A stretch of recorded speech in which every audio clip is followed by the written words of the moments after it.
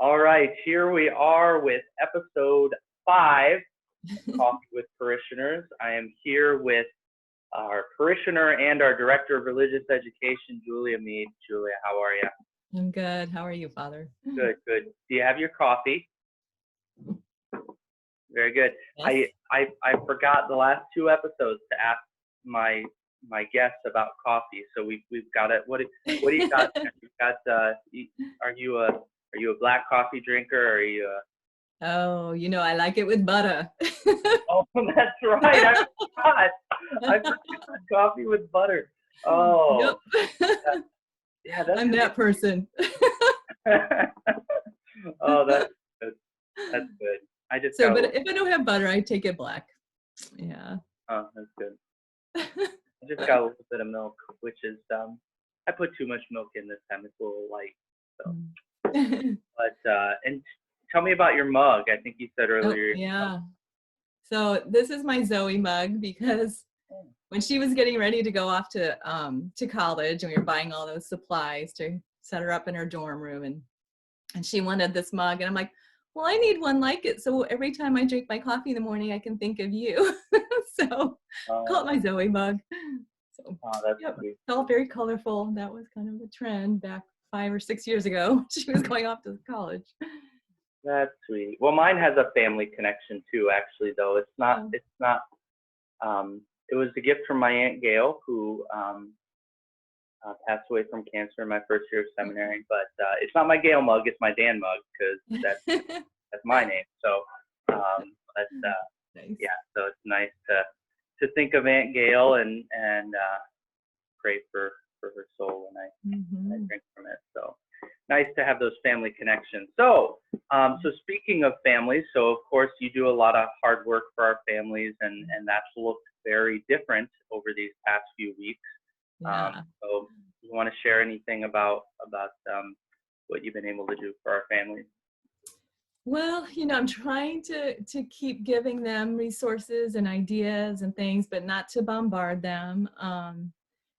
Because I, even just as a DRE, the things I'm receiving on emails, like from every company out there, you could do this, do this, do this. So I tried to kind of, sift through that and pick out what I think would be most helpful, and pass those along. And of course, I've done some of the presentations, which that's a real challenge. I mean, it's just not the same presenting to a camera than it is to presenting to children and getting their responses. I don't have to deal with discipline, of course. Nobody's going off on tangents, but yeah, you definitely miss the kids. And then I did early on, I think it was a week or 2 in, just called each of the families, and I got through to about half of them, and left messages for the other half. But it was just so nice to touch base with the ones I was able to get through to, and hear what they're doing. It was very edifying. They're telling me, oh, we got into Father's Mass, or we checked out the Stations of the Cross, or so that was a good thing. But realize how much I miss everybody and miss seeing them. So good. Yeah, you mentioned the how different the experience of trying to do the Atrium presentations is online, and how it's kind of, it's not the same thing, and it's not the preferred way of doing things, and but we're doing what we can right now, and it's interesting because that's one of the benefits that I've seen, even just from my very peripheral engagement with the Atrium, is that the sacramentality in the Atrium, the very tangible, hands-on encountering these realities that are meant to help us draw us into the faith, and encountering them in a way that really does draw the child sort of to their own interior life. And it's interesting because, like, it's easy for me to see how it's like, yeah, you can't really do that completely in a recording, and you've done a really nice job with kind of doing what you can. but it's interesting because it's got me thinking very much about the liturgy, because like, where does catechesis as good shepherd get all that? It's Yeah. from the sacramentality within the liturgy, and the liturgy is the same way. And especially in Holy Week, trying to make the most of what we can, but at the same time feeling the shortcomings of that. And I just wanted to share this with you, that that I, about midway through, especially during the Triduum liturgies, which have so many moving parts and so many things that are to be done, and my inability to sing as we go, which that was, I can joke about that forever, but I started to feel like I was in an Atrium presentation in a very good way. Yeah. But slowly lighting each candle one at a time, you know, and doing these different parts, and actually slowing down and taking the time to do it, right? Right. Right. And in the process, I must say, rediscovering a way of entering into the liturgy that we don't often experience. So that's really interesting. You yeah. know, because when I recorded the Last Supper, part of it is moving each of the figures one disciple at a time. And at one point I did a take and I was like, I'm just going to move two at a time. You know, just like, you miss something there, because it is in the slowing down and the purposefulness of each time, you know, each movement. But I have to say, I was exhausted watching the Easter Vigil. I'm like, there's so much to that. I don't know how he managed. It was so, wow. You think you were exhausted? Wow. I was. I'm not kidding. I was drenched in sweat before I was like a third of the way through the Exultet, just from standing there, sweating bullets. Great, and I'm not kidding.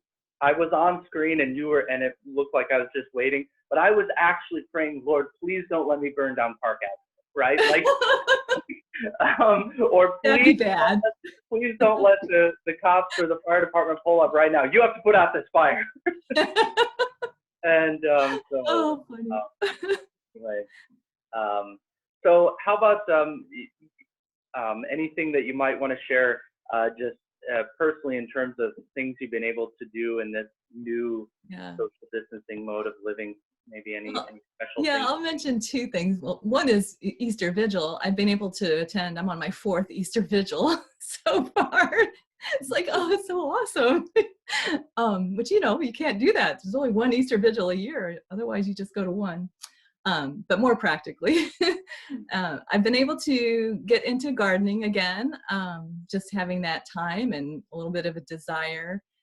And what I love about gardening is there's so much of a spirituality to it. You know, I mean, Jesus used so many analogies and parables with just seeds, you know. And so early on, I'm like, in the quarantine, I went to start some seedlings, which I haven't done for a couple of years. I just, you know, kind of lost my oomph to do that. And Mark mentioned, I'm so glad to see you doing that. But one thing that struck me this year with the seedlings is, like, when they're growing up, they lean towards the sun, you know, so I'm always like, throughout the day, I'm kind of turning them so they don't just grow one direction, that they kind of start growing straight up.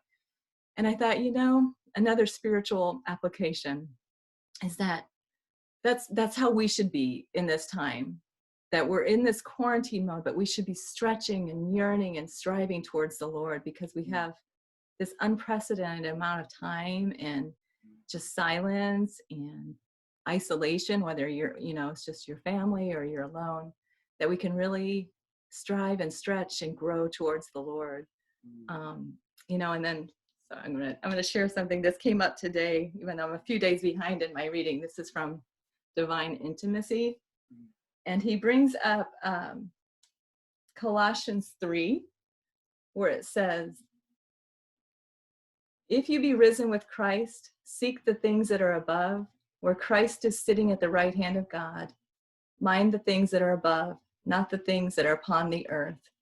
And for me, that's like, okay, not the things of the earth. I can't get too mired down in the news of what's happening or not happening, and just to keep turning to the Lord, just like those plants turn towards the sun, to seek him out. And yeah, we have to be concerned about the things of the earth, and we're temporal beings and we're here, but not to be overly concerned, and keep turning to the Lord. So that's kind of what gardening does for me. It makes me take time to see the spiritual possibilities with it. So yeah. Thanks for sharing that. I think that need to take this opportunity to turn our hearts to the Lord more. I find myself more and more thinking that the mercy of God maybe, just maybe, might want to keep us in this quarantine as long as it takes, so we stop wanting to get back to the fretful busyness of our usual life, and embrace the opportunity that we have right now to not only have a moment with the Lord and a moment with our families, but to really reevaluate and have our hearts changed and have our lives changed. Please God that our lives do look completely different when we come out of this. Please God that we don't just get back to normal, because our normal hasn't really been normal, Right. Yeah. Indeed. So I've had some good conversations with people about that recently. That's really been getting my heart thinking about how am I allowing my heart to be stretched and to be changed. So yeah, it's good. Yeah. All right. Well, thanks so much for taking the time. Thanks for all you're doing for our kids and their families, and God bless you and your family. Thank you. I said hello, yeah, we'll see you next time. Okay. Thanks, Father.